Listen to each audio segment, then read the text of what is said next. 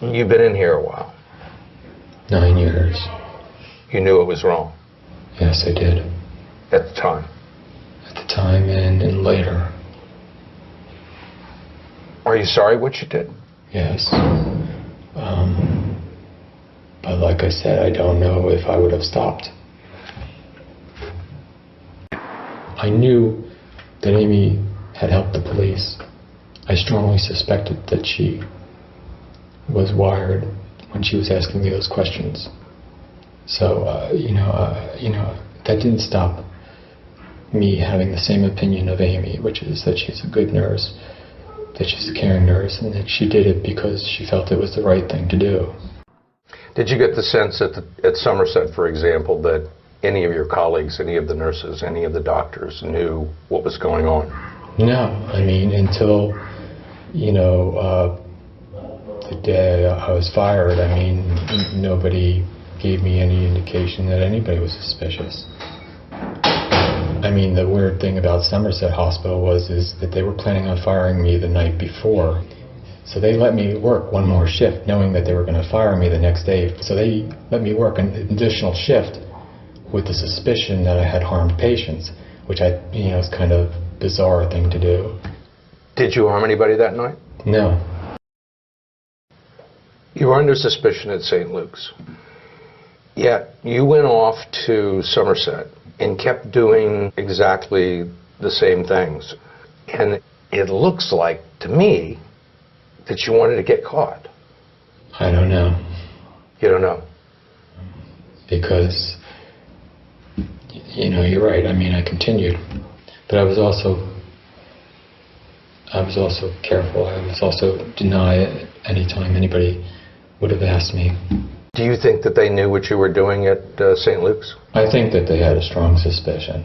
Did you expect to get caught?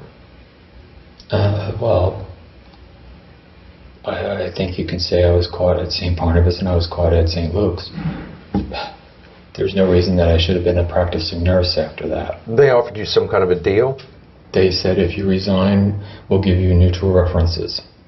And I decided to go with that. What is it about this system and about hospitals that no one went to the police, no one really wanted to find out what was going on? They gave you an opportunity to leave. I think because it's a matter of worrying about lawsuits. If they pointed out that there was a problem, we're going to be found liable for millions of dollars. So I guess they just saw it as a lot easier to not put themselves in a position of getting sued.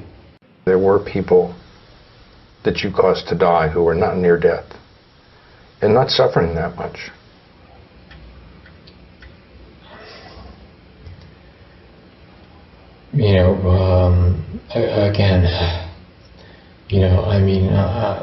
My goal here isn't to justify, what I did. There is no justification. I just think that the only thing I can say is that I felt overwhelmed at the time. Can you give us anything? Can you give the families anything? Any explanation for how this happened and why this happened? Like I said, I can't. I just can say that it was more or less, felt like I needed to do something. And I did. And that's not an answer to anything. Charles Cullen was the youngest of 8 children.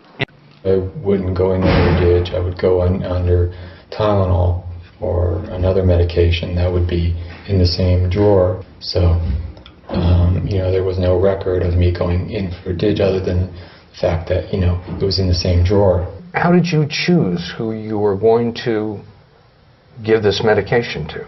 It's difficult for me to go back in time and think about what things were running through my mind at the time. Was it personal? No. Did you get pleasure out of it? Satisfaction? No, I thought that people weren't suffering anymore, so in a sense, I thought I was helping. Cullen suggested several times that his actions were merciful, but the evidence doesn't support it. Did, was a very powerful cardiac medication. What does it do to someone? In small amounts, it slows the heart rate down. In larger amounts, it can cause what's called complete heart block. And then the heart is very irregular. And, it can cause death. It does cause death in large amounts. At St. Barnabas, they could have had my license investigated and probably revoked at that point in time. Should they have? Should they have? Yes. Do you remember the person? I remember one, and that's the only person I've been able to identify. I worked on the burn unit, so, there was a lot of pain and a lot of suffering. And I didn't cope with that as well as I thought I would. And that was the first place that you gave someone medication that Yes. caused them to die? We found out when we sat down across from him in a cramped cubicle separated by a thick layer of glass to talk about the people he's killed. Is 40 an arbitrary number? 40 is an estimate. I gave a number between 30 and 40. I think I have identified, most of them. Look, you pled guilty to murder. But you don't use that word. I think that I had a lot of trouble accepting that word for a long time. I accept that that's what it is. Do you consider yourself a serial killer? I guess it depends upon a person's definition. If it's more than one and it's a pattern, I guess, then yes.